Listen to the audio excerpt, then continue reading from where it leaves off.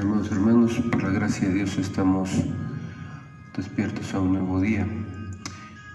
Vamos a orar a nuestro Dios para pedir su dirección y agradecer por el día que nos ofrece. Padre, en esta hora de la mañana buscamos su rostro para agradecerle por la vida, por la providencia, por todo lo que usted es. Usted es su médico, usted es su sanador de todos. Y quiero poner en sus manos cada familia que pasa alguna situación difícil, alguna crisis. Enséñenos a vivir, Señor, bajo su gracia y su voluntad, que usted sea nuestro sustento, nuestra gracia. A los padres, denos sabiduría para guiar el corazón de los hijos, a los esposos para amarnos y respetarnos, a los hijos para honrar y obedecer a los padres.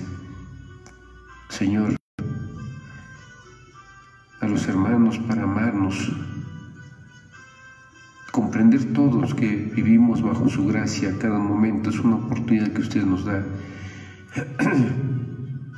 Pedimos que su misericordia se extienda sobre nuestros hermanos, doquiera que se encuentren ellos, allí donde se invoca su nombre, Señor. Sea usted misericordioso, por favor, Padre. Esta gracia la estamos suplicando, confiando que usted será médico, sanador, proveedor y guardador de nuestras vidas. Padre, confiadamente nos acercamos al trono de su gracia, pidiendo todo esto méritos perfectos y exclusivos de nuestro Señor y Salvador Jesucristo. Amén. Mis amados hermanos, el día de hoy vamos a meditar en los seres humanos como carne y espíritu. En la iglesia moderna hay mucha confusión con respecto al significado bíblico de la carne y el espíritu. Por un lado, la iglesia todavía está luchando contra la idea griega de que todo lo que sea físico debe ser malo en cierto grado. Algunos, por lo tanto, suponen que la vida cristiana es algo que debe ser completamente espiritual y que no puede tener nada que ver con nuestra existencia corporal. De ahí que vean como pecaminoso cualquier aspecto que no sea parte de lo espiritual. Pasear, bailar, cualquier expresión que no sea desde el punto de vista espiritual será considerado como algo de la carne. Algunos llevan este requisito al extremo de considerar necesariamente malas todas las funciones corporales, como comer, beber y la satisfacción sexual. De allí que en algún momento en la teología católica romana también se viera lo sexual como algo pecaminoso, como un mal necesario, porque había que traer hijos a este mundo. Y hay quienes ven y consideran todas estas necesidades como pecaminosas o de la carne. Allí habría que leer algunos libros que yo les recomendaría. Por ejemplo, Sexualidad sana, liderazgo sólido, dentro de otros libros que ayudan a comprender este tema. Otro libro muy bueno que nos ayudaría a comprender el pensamiento del apóstol San Pablo cuando hablaba de carne y de espíritu es el de Hermann Ridderbos, que se llama El pensamiento del apóstol San Pablo, en el tomo 1 de Ediciones Certeza. Por si alguno está interesado en seguir leyendo y profundizando en estos temas, ahí tiene algunas opciones para poder profundizar el tema. Otros creyentes, creyendo que el cuerpo carece de importancia, se engañan creyendo que no importa cómo sea utilizado el cuerpo, siempre que la forma esté saludable. Ambas perspectivas reflejan una grave distorsión de la enseñanza bíblica sobre el cuerpo y el espíritu, según la cual ambos son importantes y deben ser alimentados y cuidados.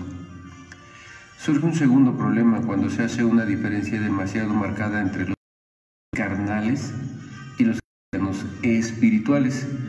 En este caso debemos considerar tres tipos de personas. 1. Los que no son cristianos y son carnales. 2. Los que son cristianos carnales. Y 3.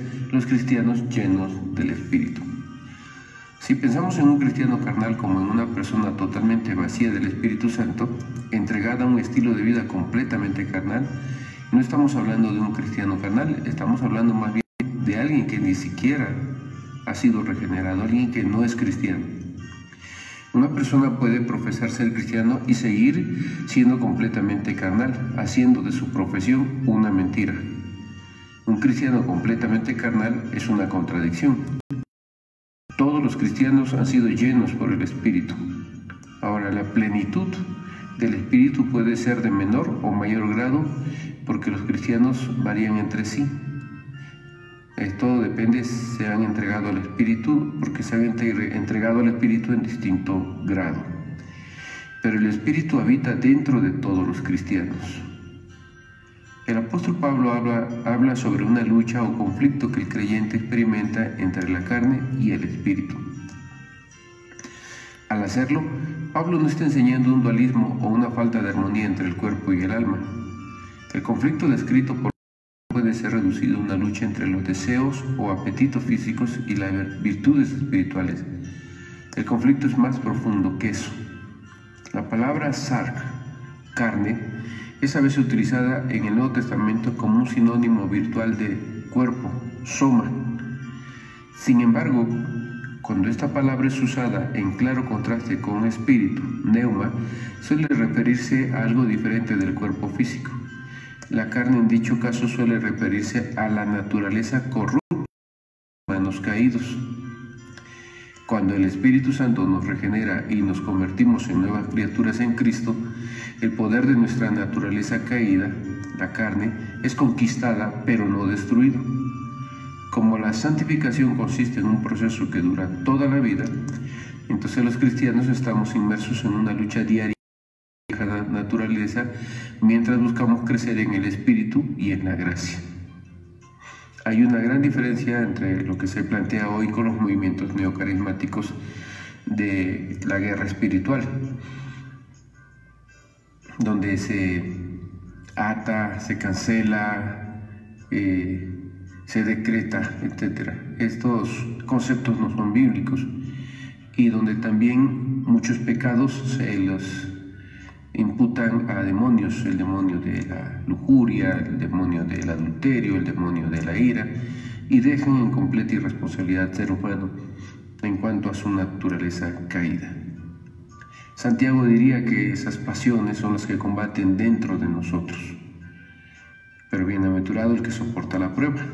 Ahí también en Santiago se nos plantea a nosotros una lucha que es exactamente esta de no dejarnos someter ya por nuestras pasiones carnales de esa naturaleza caída, y se nos asegura la victoria en Cristo Jesús.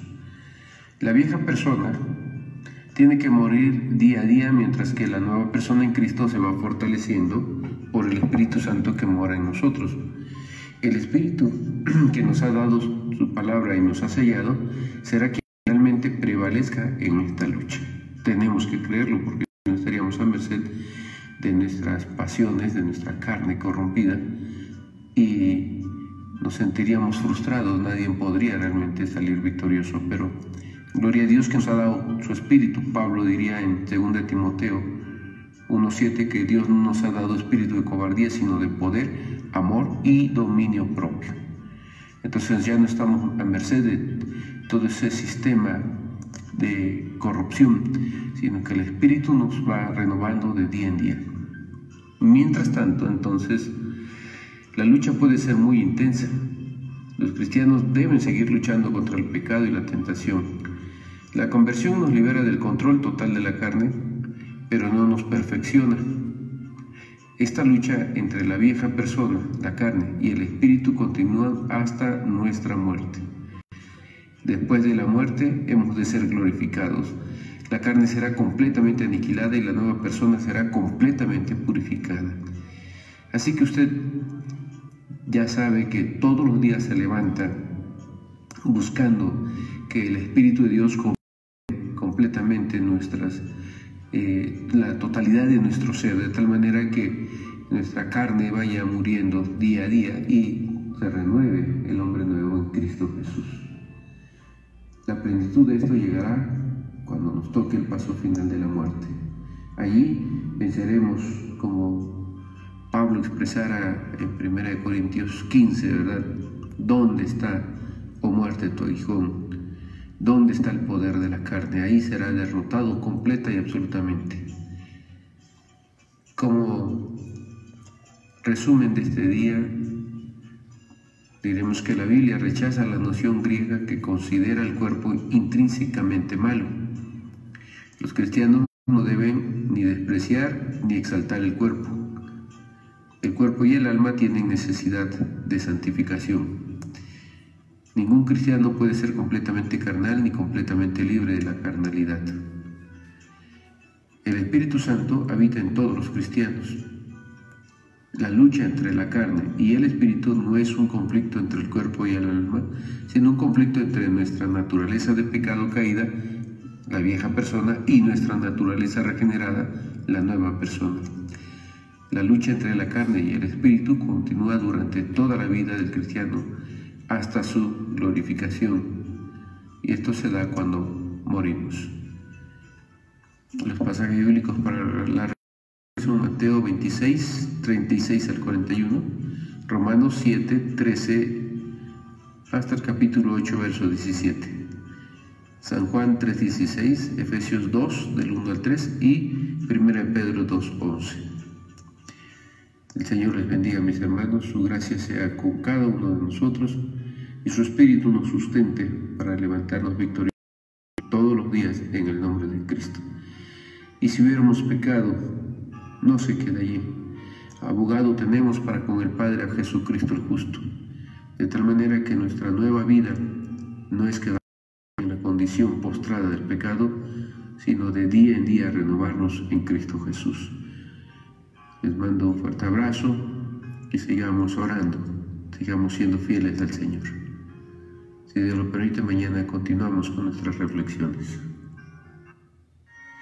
Buenos días, mis amados hermanos.